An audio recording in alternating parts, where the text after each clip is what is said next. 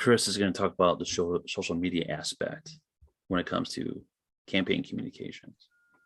Yeah, and if any, I have the YouTube open that I've been watching. So if anybody has any questions about any of this, ask it there. We can loop back to it at the end, or if I see it and and it fits into the flow of what I'm talking about, I will probably try to address it in midstream. But yeah, so we've talked a lot about the traditional media. The reality for Greens and independent socialists and independent candidates in general, third-party candidates in general, is it's hard to get into the traditional media. It's you're often ignored. I'm sure, like me, AJ has had things edited in ways that misrepresent what we're saying. I remember in 2016 I did an interview and it was supposed to be about third parties, and they made it all about Hillary Clinton. And they never, they edited it out every time I said Green Party. They didn't let me identify myself. And this was a Sinclair station, so this was a right-wing slanted station. It's the repression of alternative voices is a bipartisan affair, for sure. So if we're having trouble getting access to the mainstream media, part of what you can do, there's a few solutions. AJ talked about some of them. Write a letter to the editor. Write an op-ed. In the beginning, I'd talk a little, find out who the podcasts you can talk to are. Find out who the bloggers that cover things. Like if you've got someone if someone's running like a parks blog in your neighborhood, you put them on your media list, and you don't spam them with every single thing. But when you talk about a new policy that will affect parks, you make sure you talk to them, right? Because you need there's alternative media, new media, independent media, and non-traditional media that you should be including in all of this. So you can do that. You can take it into your own hands with the traditional media, with the op-eds, or with the letters to the editor, things like that. You can look to new, and you should do all of these things, not one or the other. You can look to traditional media, or you can do social media. Like I said, you should do them all. But social media allows you to create your own content, to create your own messaging, create your own, the flow of what you want to talk about when you want to talk about it.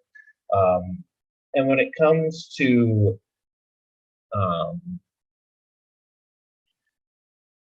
social media, you have to be very, very flexible. But that doesn't mean you also have to be constantly disrupted, right?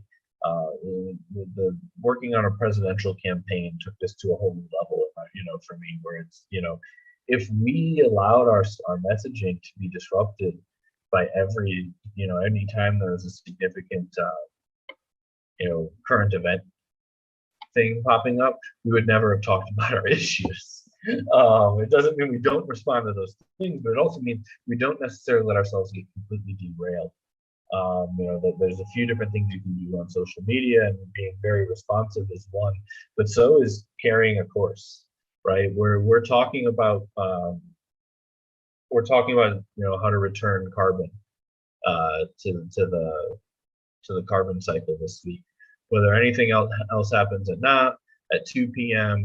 Eastern, there's going to be a post about we can return carbon via agricultural methods. We can return carbon via industrial methods. We can all the things. We can return carbon by reforestation and afforestation. We're going to talk about that this week, right? And at other times we can talk about it, but it allows you to give a consistent messaging point. I think the most important thing that political organizers need to understand and grapple with and internalize is that social media is not a replacement for on-the-ground organizing. It's not a replacement for on-the-ground organizing, and it's one of the biggest mistakes that we make. Is we put all this effort into social media, but there's nothing to connect them to, right? There's nothing to connect social media to. It's a tool that can give us access to new potential supporters. It can allow for efficient communication and engagement with current supporters. But if it's not connected to an on-the-ground campaign, it's wasted.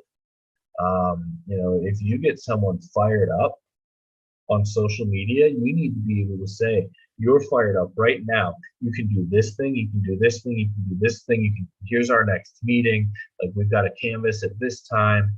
You can then try to get them engaged in the real world.